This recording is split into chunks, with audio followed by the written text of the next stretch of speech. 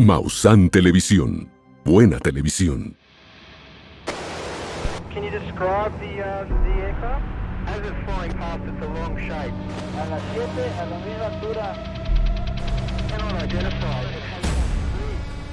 Como a las 7, 8 de la posición.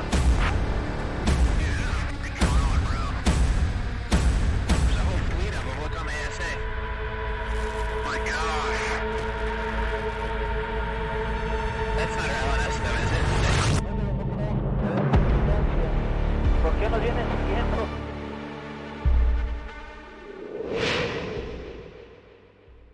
Yo tenía ese sector bajo mi responsabilidad. Vi dos ecos que estaban cerca de la aeronave y que supuse que podían ser cualquier otra cosa. Y en el World Trade Center tiene un incidente grave. Si ese avión se hubiera caído, yo ahorita no estaría acá hablando contigo. Mi carrera profesional podía haberse acabado y podía haber terminado en una desgracia. Bienvenidos a Pilotos. Mi nombre es Julio Darwish. Tengo más de 17,000 horas de vuelo. Soy piloto comercial y he volado en diversos lugares del mundo. Mucha gente me pregunta que si he visto ovnis y mi respuesta es que sí. El día de hoy tengo un invitado muy especial. Su nombre es Enrique Kolbeck. Él es controlador aéreo. Nos va a contar lo que tuvo de experiencia en sus pantallas con referencia a un avión que venía en aproximación a la Ciudad de México y tuvieron un evento muy importante. Les va a gustar.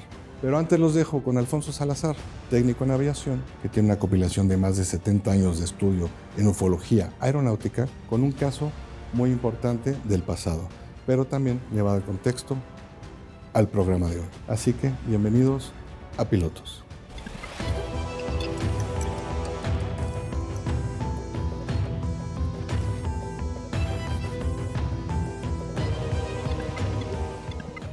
Soy Alfonso Salazar, técnico en aviación con 37 años de experiencia en el medio aeronáutico en México.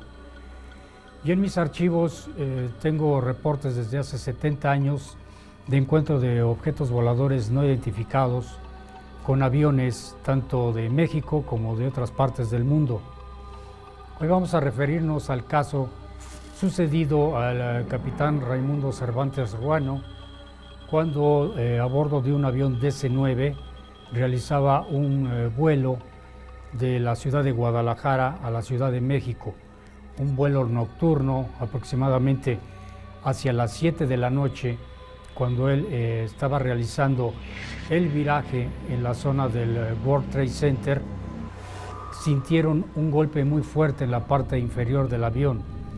Inmediatamente se comunicó a la torre de control para solicitarle informes, ya que él pensaba que posiblemente le había pegado a uno de los helicópteros que en aquel año de 1998 surcaban los cielos de la Ciudad de México. Estos helicópteros reportaban el tráfico citadino a diferentes estaciones de radio en aquel 1998. De la torre de control le informaron que no tenían ellos conocimiento de algún helicóptero que estuviera volando sobre la zona del World Trade Center. Entonces él solicitó permiso para sobrevolar con el tren abajo para ver si las tres piernas del tren de aterrizaje del DC-9 habían descendido normalmente. De la torre de control se le autorizó a que volara frente a la torre de control en el Aeropuerto Internacional de la Ciudad de México y se verificó que efectivamente las tres piernas del avión habían bajado y que no se veía algún daño visible del avión de pasajeros. Cabe recordar que ese avión traía aproximadamente a 90 personas a bordo, más la tripulación y los pilotos. Para este momento ya había vehículos de emergencia, de bomberos y algunas ambulancias esperando el aterrizaje de ese avión mexicano. Al aterrizar, inmediatamente se llevó a la zona remota, esto es al final del aeropuerto, y ahí se bajó a todos los pasajeros. Aterrizó sin ninguna novedad.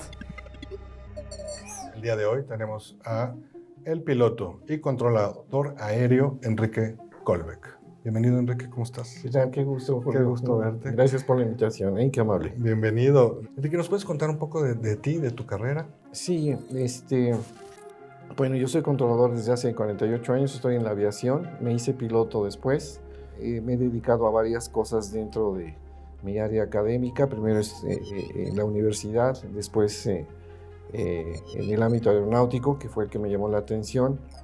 Después como piloto también tuve mis experiencias, pero lo que realmente me causó un prurito específico, porque yo cuando joven entré a esto de la aviación, escuchaba que habían pasado algunos incidentes graves y que la gente no le dábamos importancia, y yo me cuento entre ellos. Y en un incidente en donde me di cuenta que mi carrera profesional podía haberse acabado y podía haber terminado en una desgracia, este evento fue que me di cuenta de la importancia de este fenómeno. ¿Nos puedes contar ese evento que te hizo cambiar? Sí, fue un evento con un vuelo de Aeroméxico, en un vuelo doméstico que venía de Guadalajara, y yo tenía ese sector bajo mi responsabilidad. Cuando despega del área terminal, a mí me lo pasan a unas 50, 40 millas de Guadalajara. Lo vigilo en su nivel de crucero, y justamente cuando estaba llegando a México había hace mucho tiempo una llegada a Pasteje. En aquel entonces, en la vigilancia, yo vi 2 ecos primarios, porque esto es importante, bueno, ustedes como profesionales saben, este fenómeno a través del radar se ve en eco primario, nada más. Entonces vi 2 ecos que estaban cerca de la aeronave y que supuse que podían ser cualquier otra cosa, y como en el eco primario no hay altitud, pues podía haber sido helicópteros que en aquel entonces eran tráficos que reportaban el tráfico en ciertos lugares, ¿no? Lo pasé a terminal. Terminal le dio el último procedimiento a la aproximación final, y en el World Trade Center ahí tiene un incidente grave. Ahí le pegan a un objeto que estaba volando estático apenas arriba del World Trade Center. Por ahí, afortunado, desgraciadamente, por ahí pasaba o pasa todavía actualmente la aproximación final a las pistas 5, y tuvo el incidente. Media hora antes de esto, nosotros trabajando habíamos recibido una llamada y otras autoridades llamadas en lo particular de ese objeto que estaba arriba del World Trade Center, de lo que nadie sabía nada, en el radar no se veía. Una persona que sabía de aviación, que tenía los teléfonos de nosotros en el centro de control, nos dice que ahí había un objeto que hasta las ventanas se le veían y que todos los aviones le pasaban muy cerca. A lo que pues en un principio nos reímos, pensamos que era una broma, después que veo del personal que nos estaba llamando, y finalmente cuando yo me voy al descanso sucede el problema. Y ese avión pasó por mis manos y yo vi 2 ecos, y eso fue lo que a mí me daba una responsabilidad mayor por el hecho de la vigilancia que yo tenía con esa aeronave, y antes no se reportaba nada. Pero entonces, ¿a ti te apareció el eco en la pantalla de...? Sí, en la trayectoria de La Piedad hacia Pasteje, próximo al cambio de control, aparecieron 2 ecos fortuitamente, y se desplazaron en un barrido con el avión, y eso fue lo que a mí me llamó la atención, porque la trayectoria estaba limpia. Después de eso no volvieron a aparecer, o sea, no fue nada para nosotros en el ámbito técnico y correctamente expresado, ¿no? Correcto. Pero no, efectivamente eran objetos que estaban por ahí circundando, y uno de ellos, no si era el mismo que estaba en Pasteje, que estaba en el World Trade Center, lastimó al avión y le hizo un daño en su línea de hidráulico. Después nos dimos cuenta de eso, pero en un principio pensamos que había tenido un problema con el tren de aterrizaje.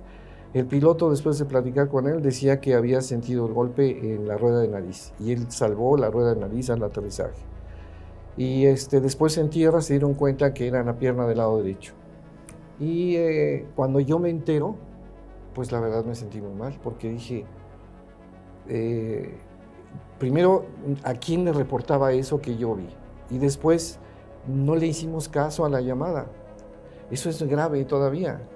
Entonces no le dimos el valor adecuado, Y eso me hizo sentir muy mal conmigo mismo. Y fue cuando me di cuenta que mi responsabilidad creció muchísimo. Si ese avión se hubiera caído en la calle de Insurgentes, donde está el World Trade Center, yo ahorita no estaría aquí hablando contigo. Seguro hubiera habido complicaciones de otra índole. Y nosotros no teníamos nada que ver y el piloto menos, ¿no? Sí, te entiendo. Entonces, cuando esto todo lo juntas como en un rompecabezas, te das cuenta que es muy, muy importante. Y fue cuando a mí, fortuitamente, me preguntan mi opinión con respecto a ese evento. Y después de lo que dije, hubo un poco pues hubo crítica, pero también hubo atención, afortunadamente. Y hasta la fecha ha habido oídos adecuados de gente educada y de gente profesional que le da la seriedad que se debe.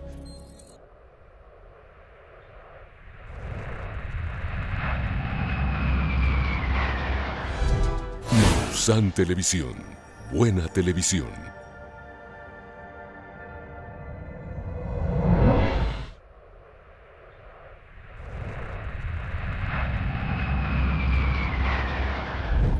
Para que la gente entienda un poco.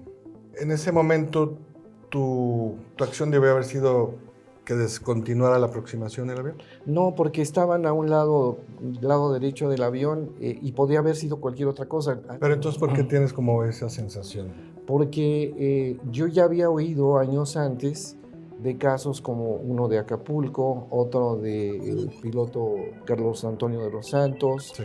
el piloto de la Escuela 54 de la Escuela México, que fue raptado, y todo me parecía como película y tonterías hasta que te pasan las cosas. Sí, así pasa. Los que nos han contactado o buscado es porque ya sufrieron Sí, un evento. cuando yo me puse en los zapatos de estas personas, dije, pero qué estúpido soy, ¿cómo es posible que me hubiera yo permitido eso? ¿No?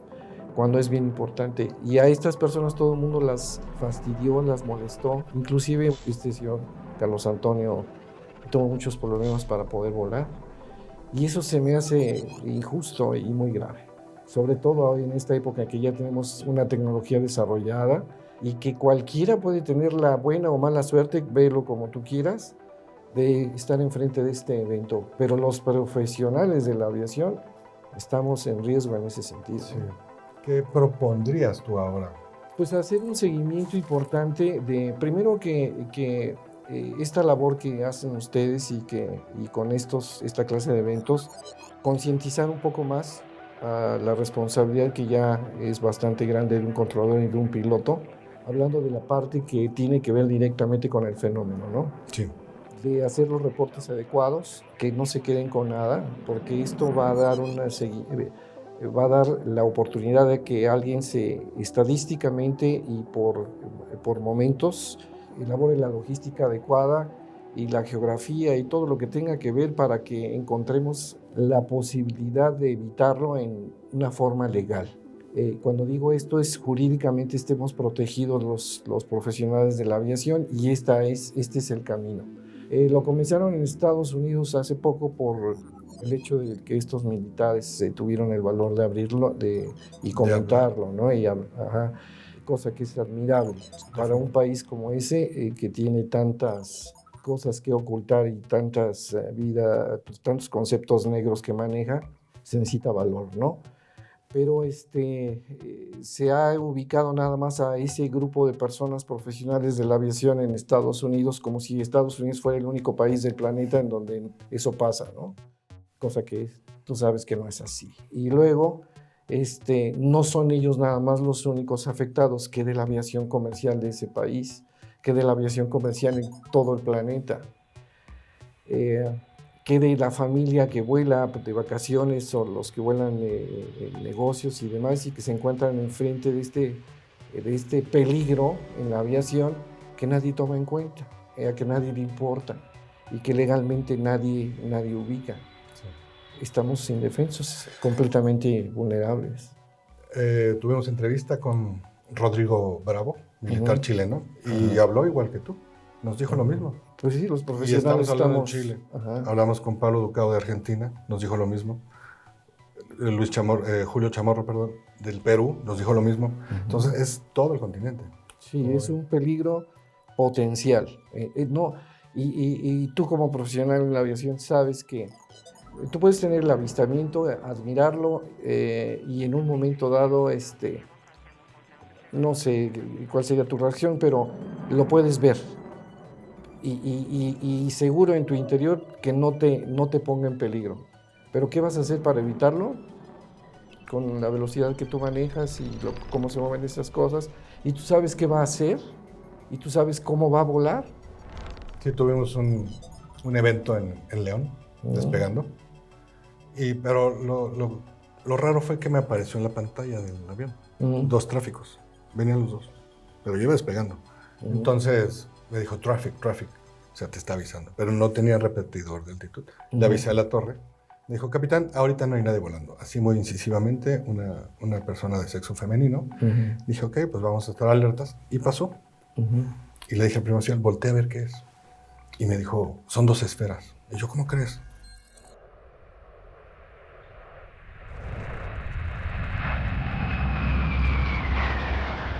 Sun Televisión, buena televisión.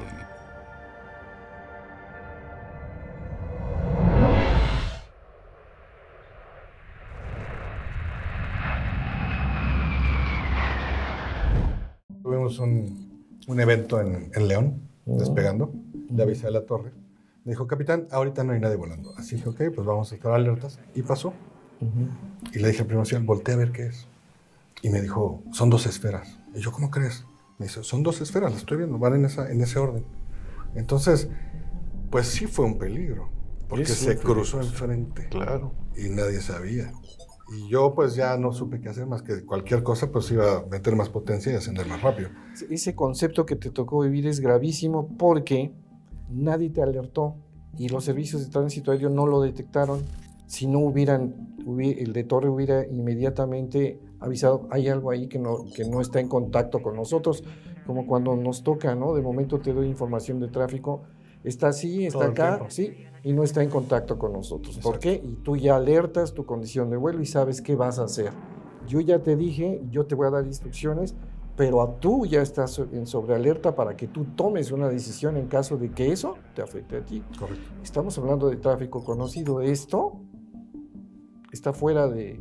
Por eso el detalle de lo que pasó en el Congreso, de ubicarlo, pero no con la gente, sino con las autoridades adecuadas, no porque la gente no sea importante, claro que sí, pero en este país donde todo esto es un chistorete, esto es una cosa bien importante. Los que hacen los chistoretes y los profesionales vuelan, y a nadie, y tú como piloto, sabes que nadie comparte un espacio de aproximación o ascenso con nadie.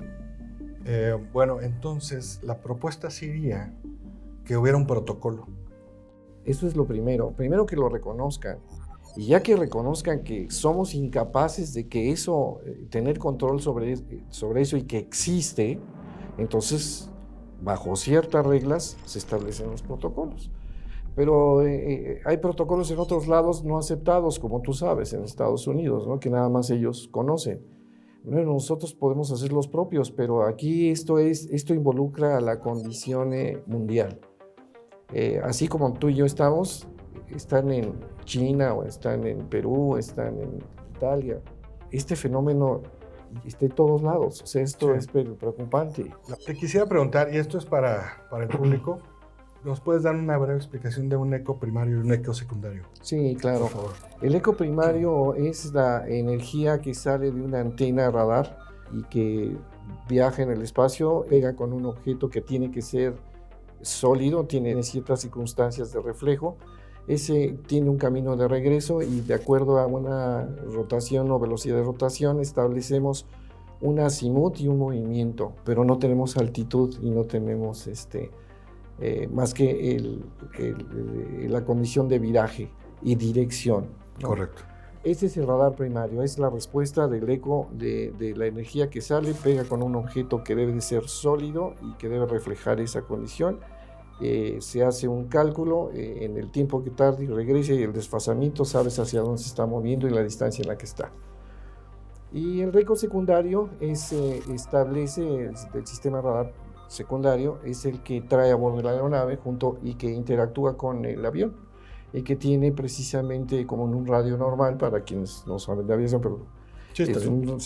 y un código de 4 dígitos. Se establece una información, identifica, pregunta y respuesta, y además saca de una base de datos una serie de eventos que ya conforman una serie y te dan un eco con un vector y una etiqueta, y eso establece el concepto comercial, tipo de aeronave, velocidad, altitud, etcétera, etcétera. Ahí viene toda la información de la aeronave. Pero este fenómeno, pues obviamente no cuenta con ese transponder y no tiene esa información, o sea que en eco secundario no hay detección. En eco primario sí. Quise preguntar eso porque entonces si el eco primario te muestra que hay algo, es algo sólido que está ahí. Exacto. Está ahí algo Y con todo lo que ahora se sabe y que se ha visto, que se ha filmado, porque con tu teléfono puedes hacer esas maravillas, estas cosas parecen ser translúcidas unas, otras sí son muy objetivas en su materia, y los desplazamientos que le ganan a la rotación de un radar primario. Gracias, Enrique. Yo creo que esto nos dice todo lo que teníamos que saber. No sé si quieras decir algo en conclusión. Pues nada más alentar a tus compañeros pilotos, a nuestros compañeros pilotos, a todo el ámbito profesional que tenemos en México, que es muy bonito, combinarlos a que esa profesionalidad no los vuele más allá de los motores que traen, sino que establezca la seriedad de poder reportar estos eventos, porque gracias a eso vamos a protegernos con todo lo que platicamos anteriormente de una manera jurídica adecuada, y eso es muy bueno. Excelente. Pues muchas gracias, Enrique. No, gracias por esta maravillosa plática y gracias por tu presencia. Ha sido un gusto y siempre va a ser un placer, ¿eh? Igualmente, Enrique. Gracias. Ya lo sabes. Muchas gracias. Nos despedimos. Enrique Colbe con nosotros, programa Pilotos. Nos vemos próximamente. ¿Por qué nos vienen siguiendo?